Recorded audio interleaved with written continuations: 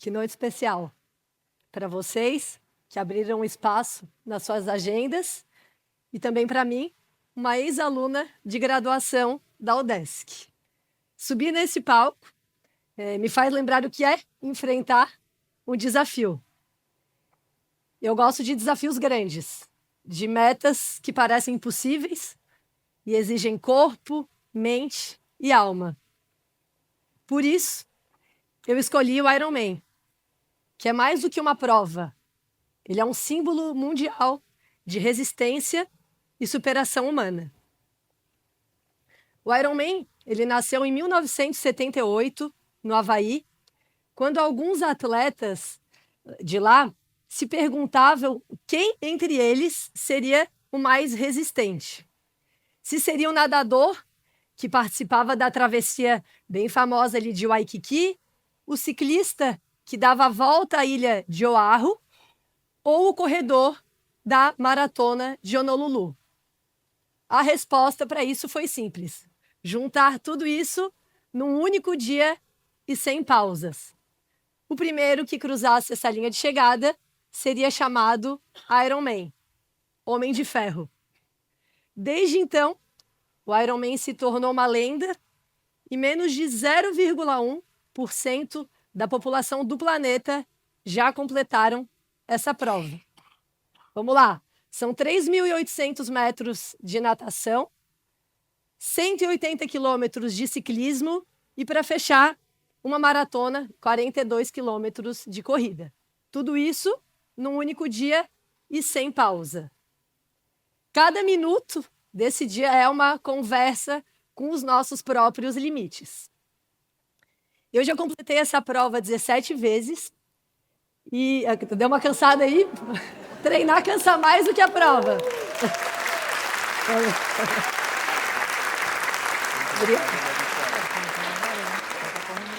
E cada uma dessas vezes me transformou física, mentalmente. Até hoje eu me pergunto, como é que eu fiz tudo isso? Né? E muitas vezes as pessoas, né, me perguntam como que é se preparar, treinar para uma prova como essa. E eu sempre digo que foi a minha vida que me preparou para isso. Cada experiência que eu vivi, dentro e fora do esporte. Treinar para o Ironman é a minha melhor forma de autoconhecimento. É uma vida de dedicação, é amar o esporte e a vida de atleta. Ao contrário do que muitos pensam, não é um sacrifício, mas é uma escolha diária. São 20 a 25 horas de treinos semanais, né? De 4 a 6 treinos ali de cada uma das 3 modalidades do triatlon. Ainda tem fisioterapia, fortalecimento. E, no meu caso, eu concilio com a minha vida de treinadora de triatlon, obviamente, e corrida. O Ironman eu conheci, não sei se alguém aqui já esteve lá nessa data, foi em 2001, quando eu tinha 14 anos, na primeira edição do Ironman aqui de Florianópolis. E eu tenho muito viva a memória daquele dia, a praia de Jurerê cheinha de atletas, aquela energia que só o esporte proporciona. E eu lembro da cena dos atletas entrando para nadar, com o sol nascendo, foi algo de arrepiar e que me tocou muito. Tanto que eu e uma amiga que me acompanhava naquela ocasião, a gente resolveu participar um pouquinho mais de perto daquilo tudo. A gente resolveu voltar para casa enquanto os atletas pedalavam. Pegamos as nossas bicicletas que a gente tinha em casa mesmo e a gente falou que a gente queria tentar pedalar um pouco ao lado da Fernanda Keller, que é minha grande ídola aí no esporte, a pioneira do triatlon, uma das grandes pioneiras do triatlon a nível mundial. Obviamente, né, ela na Avenida Beira-Mar Norte passou pedalando e a gente na ciclovia. Chega a Fernanda Keller e a gente começou. Passa a Fernanda Keller e nada. A gente nem conseguiu atingir a velocidade que ela estava pedalando, né? Quem dirá pedalar metros ou alguns quilômetros ao lado dela. Obviamente, isso foi um ato de alguém que tinha 14 anos e um ato de muita ingenuidade aí da nossa parte. Mas nos fez refletir bastante ao longo daquele dia como que era possível um ser humano fazer aquilo tudo num dia. Um ano depois, lá estava eu, Não sabia mais aquele dia iria mudar a minha vida. Eu ingressei numa escolinha de triatlo aqui em Florianópolis com 15 anos. Mas a gente tinha um combinado, eu e os meus pais. Seria só por um mês, durante as férias escolares de julho. Porque eles achavam nadar, pedalar, correr, muita coisa aí para conciliar com os estudos. Mas eu fui bastante persistente e alguns meses depois, eles já estavam me presenteando com a minha primeira bicicleta para a prática aí dessa modalidade. Acho que eles perceberam que resistir seria uma batalha perdida e no meu lado seria preciso aí muita vontade, dedicação, atitude para fazer valer aí essa minha vontade mesmo. Se passaram 23 anos até hoje, com muitos treinos, provas, dedicação, frustrações, conquistas. O fato que mais marcou a minha trajetória nesse esporte foi o meu retorno após o que eu achava que seria uma aposentadoria, devido a uma série de lesões e problemas de saúde. E quando eu voltei, né, eu saí um pouquinho ali da bolha, vi tudo e analisei o que eu tinha que fazer, foi quando eu conquistei os meus maiores resultados, a minha performance atlética mais elevada e a vaga para o Campeonato Mundial de Ironman no Havaí. Em outubro de 2023, lá estava eu, entre as 55 melhores atletas do mundo.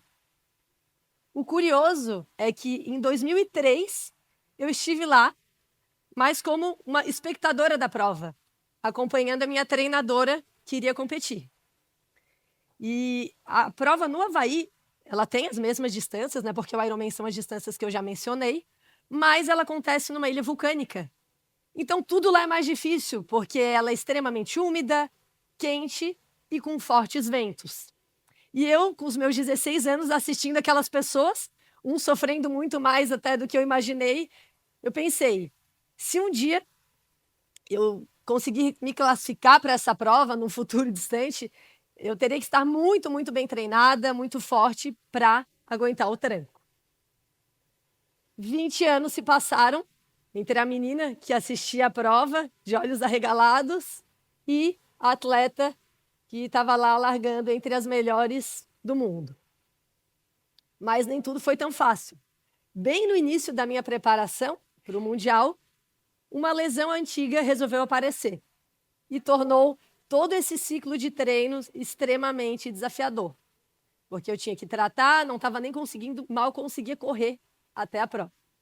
O que me restava era fazer o meu melhor todo dia, controlar o que eu podia e torcer para que no dia da prova desse tudo certo. E esse foi o momento de crescer com a dor, né? Onde muitos desistiriam e tal, ou tem gente que acaba reclamando mais do que fazendo, e eu tive que crescer com a dor, né? E não apesar dela. O resultado é que a prova foi muito boa e muito melhor do que eu imaginei. E esse e todos os outros resultados, histórias aí ao longo da minha trajetória, eu posso resumir em uma palavra. Alguém tem aí alguma dica? Atitude. E as pessoas têm cada vez mais atitude quando o assunto é esporte. Ainda bem que eu estou rodeada de gente assim. Pessoas que me procuram, que não sabem nem nadar e hoje nadam travessias aquáticas ao lado dos seus filhos. Pessoas que venceram a depressão e ainda o sofá de casa. Se a gente acha hoje que tem uma geração X, Y ou Z, que não quer saber de nada, que só quer sofá e tela, saibam, dentro de todas elas, há uma enorme parcela de pessoas que sim, eles lotam os treinos, as ruas, as provas e mostram números cada vez maiores, como é o caso da corrida. Após a pandemia, ela passou a ser o quarto esporte mais praticado do país, do Brasil, com mais de 13 milhões de praticantes. O Ironman nem se fala. Acabou de encerrar a inscrição para o Ironman 70.3 Florianópolis, que vai acontecer daqui a 11 meses, né? Quase um ano. Quase 2.000 vagas foram esgotadas em menos de 5 minutos. Pensa, a pessoa paga para sofrer e ainda tem que ser rápido para fazer a inscrição. Então, galera, isso acontece no triatlon, nas corridas, mundo afora. Seja lá o que vocês estiverem fazendo da sua vida, tudo gira em torno do poder da atitude. A gente fala bastante em resiliência, né, quando a gente fala de esporte. Se eu pegar, por exemplo, uma mola ou uma esponja de cozinha dessas que a gente usa para lavar louça, e eu esmagar nas minhas mãos, elas somem, né? E quando eu abro, elas voltam iguais. O ser humano não. Quando ele é esmagado, ele não volta igual. Ele muda, ele cresce, ele se transforma. E o que mais esmaga o ser humano é a falta de atitude. Cada lesão, cada dificuldade, cada recomeço me tornaram mais forte. E isso vai além da resiliência. Isso é ser antifrágil, que é aquele que melhora com o impacto, que cresce diante da dificuldade. E isso é o que o Ironman nos ensina. Que quando a gente cai, essas quedas só nos deixam mais fortes e servem, né, para nos mostrar quem a gente realmente é. Né? A queda não é o fim, mas é um treino aí para um próximo nível. O poder da atitude está justamente aí.